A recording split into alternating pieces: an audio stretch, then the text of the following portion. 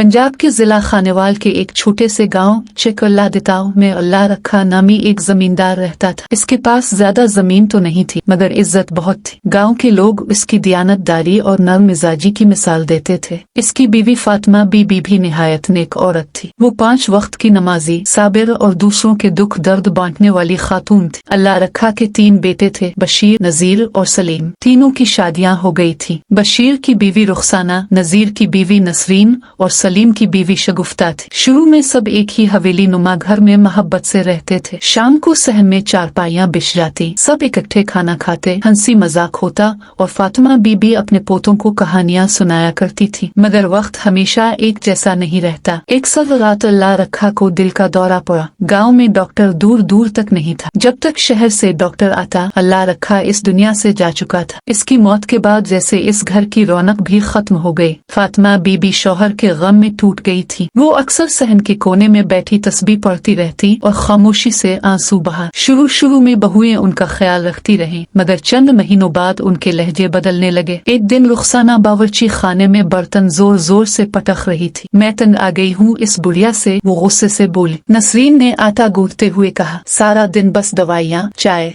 खाना, जैसे हम नौकरानियां हूँ। शगुफ्ता भी बोल पड़ी और ऊपर से हर वक्त नसीहतें, ये करो वो न करो, अब हमारा भी जीना हराम हो गया है। आहिस्ता आहिस्ता तीनों बहुओं ने अपने शोहरों के कान भरने शुरू कर दिए। आपकी अम्मा हमें सुकून से जीने नहीं देती, हर वक्त बीमारी का रोना लगा रहता है, घर का खर्चा वैसे ही मुश्किल से चलता है, ऊपर से उनकी दवाइयाँ अलग। बेटे शुरू में माँ का दिफा करते, मगर रोज रोज की बातों ने उनके दिल भी बदल दिए। एक दिन फातिमा बीबी को शदीद खांसी हो गई। वो चारपाई पर बैठी कांप रही थी। उन्होंने धीमी आवाज में कहा, बेटा बशीर, जरा पानी पिला दे। बशीर मोबाइल देखते हुए बोला, अम्मा अभी थका हुआ आया हूँ, किसी और को कह दे। फातिमा बीबी खामोश हो गई, उनकी आंखों में नमी आ गई। इसी रात तीनों बहुएं इकट्ठी बैठे। रुखसाना बोली, एक बात सुनो, अगर इस बुढ़िया को अलग न किया गया तो हमारी जिंदगी तबाह हो जाएगी। तो फिर क्या करें? नसरीन ने पूछा। शगुफ्ता ने आहिस्ता से कहा, गाँव के बाहर पुराना कमरा खाली पड़ा है, वहीं भेज देते हैं। तीनों ने अगले दिन अपने शोहरों पर दबाव डालना शुरू कर दिया। तो आपकी माँ अलग रहेगी। अहम बेटे कमजोर पड़ गए। आखिरकार एक शाम फैसला हो गया। फातिमा बीबी सहन में बैठी ऊँग रही थी कि बशीर उनके पास आया। अम्मा, हमने सोचा है कि आप कुछ दिन पुराने कमरे में रह लें, वहाँ सुकून भी होगा। फातिमा बीबी ने हैरत से अपने बेटे की तरफ देखा। बेटा, मैंने क्या गलती की है? नजीर नजरें झुकाते हुए बोला,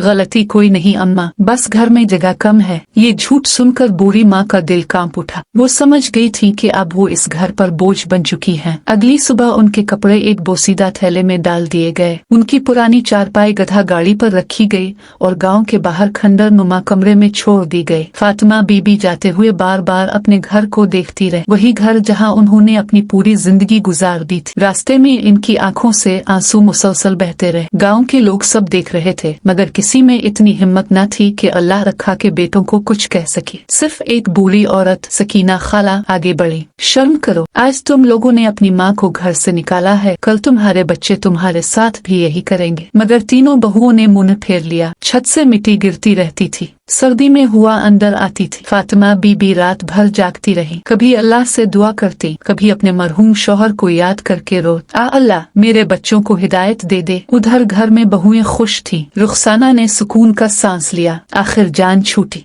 मगर उनकी खुशी ज्यादा देर न रही। 2 दिन बाद बशीर की भैंस अचानक बीमार हो गई। वो भैंस घर की सबसे कीमती चीज थी। दूध बेचकर अच्छा खर्चा निकल आता था। हकीम आया, डॉक्टर आया, मगर भैंस मर गई। बशीर के चेहरे की हवाइयाँ उड़ गई। अभी वो सदमे से निकला भी न था कि नजीर के गंदुम के खेत में आग लग गई। लोग दौड़ दौड़ कर पानी डालते रहे, मगर पूरी फसल जलकर राख हो गई। नजीर जमीन पर बैठकर रोने लगा। उधर सलीम का छोटा बेटा अचानक बीमार पड़ गया। वो रात भर चीखता रहता। डॉक्टर कहता, बीमारी समझ नहीं आ रही। घर का माहौल खौफनाक हो गया। रातों को अजीब आवाजें आने लगी। कभी सहन में बर्तन गिरने की आवाज आती, कभी मवेशी बेचैन हो जाते।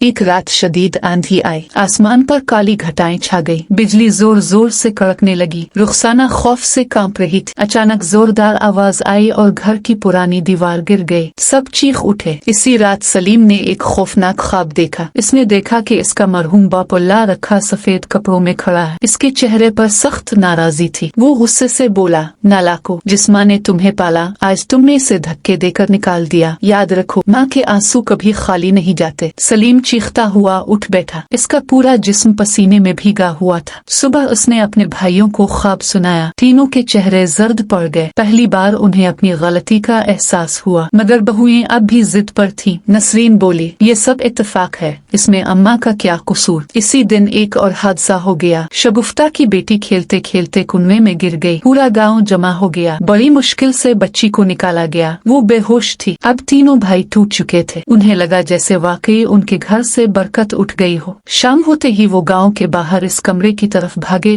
जहां फातिमा बीबी रहती थी। कमरे में अंधेरा था। एक कोने में लालटेन जल रही थी। फातिमा बीबी जाए नमाज पर बैठी दुआ मान रही थी। तीनों बेटे उनके कदमों में गिर पड़े। अम्मा, हमें मुआफ कर दो। फातिमा बीबी की आंखों में आंसू आ गए। बेटो, माँ अपने बच्चों से नाराज नहीं रह सकती। बशीर फूट फूट कर रोने लगा। अम्मा, हम बहुत बड़े गुनाहगार हैं। नजीर ने कहा, घर वापस चली अम्मा, खुदा के लिए हमें मुआफ कर दे। फातिमा बीबी खामोश रही। फिर आसमान की तरफ देखकर बोले, आओ अल्लाह, मेरे बच्चों को सीधा रास्ता दिखा दे। उन्होंने अपने बेटों को मुआफ कर दिया। तीनों भाई अपनी माँ को इज्जत के साथ वापस घर ले आए। गांव के लोग हैरान थे। सकीना खाला ने कहा, अब शायद अल्लाह तुम लोगों पर रहम कर दे। शुरू में सब ठीक रहा। बहुएं भी डरी हुई थी, इसलिए खामोशी से फातिमा बीबी की खिदमत करती। मगर इंसान की फितरत जल्द बदलती नहीं। एक दिन रुखसाना गुस्से में बोल पड़ी, हमारी सारी मुसीबतों की जड़ यही बुढ़िया है। ये सुनकर फातिमा बीबी खामोश हो गई। उन्होंने कुछ न कहा, बस आंखें बंद करके तस्बीह पढ़ने लगी। इसी रात रुखसाना को शदीद फालिज का दौरा पड़ा। इसका आधा जिस्म सुन हो गया। घर में कोहराम मच गया। रुखसाना जो कभी सास को बोझ समझती थी, अब खुद दूसरों के सहारे की मोहताज बन चुकी थी। वो दिन रात रोती रहती। एक दिन वो घिसटती हुई फातिमा बीबी के पास आए। अम्मा जी, मुझे मुआफ कर दें, मैंने आपके साथ बहुत जुल्म किया। बेटी,